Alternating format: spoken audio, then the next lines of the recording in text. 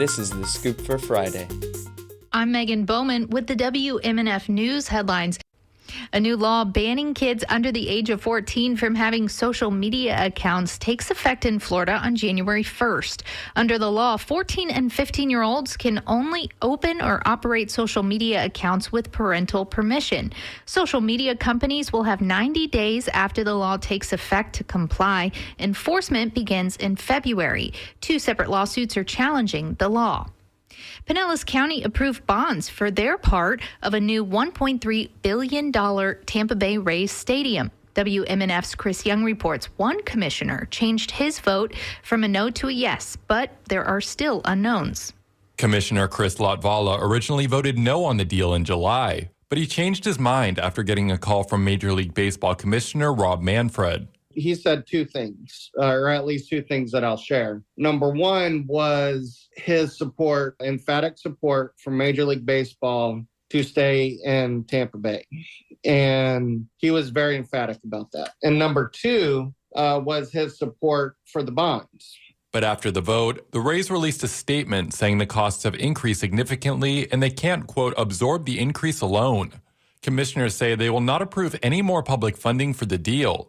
Although he voted in favor of the deal, Latvala says he doesn't trust Rays owner Stu Sternberg, and if the deal falls apart, it's on him. It will be an embarrassment, I believe, to baseball if he's not able to do that, and I think the end result would be that he would have to sell the team. The Rays did not comment on the deal to WMNF, but did comment on a statement from Latvala, saying Sternberg doesn't care about the community. They cited donating over $1 million in hurricane relief and various community outreach events. Chris Young, WMNF News.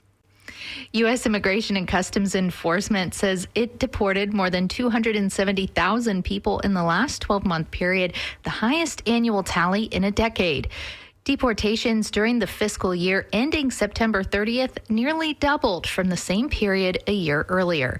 A report released yesterday illustrates some challenges that President-elect Donald Trump will face with his pledge of mass deportations. In a separate report, U.S. authorities say arrests for crossing the border illegally from Mexico fell 18% in November from a month earlier, the lowest level since July 2020.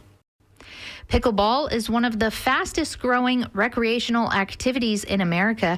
WMNF's Sean Canan reports hundreds of amateurs and pros are competing this week at a professional pickleball tournament in Holly Hill in Volusia County. There's two ways I like to describe it as. It's either like really tiny tennis or really big ping pong. And it's played with a wiffle ball and a paddle. That's Rachel Rohrbacher, a Tampa-based professional pickleball player.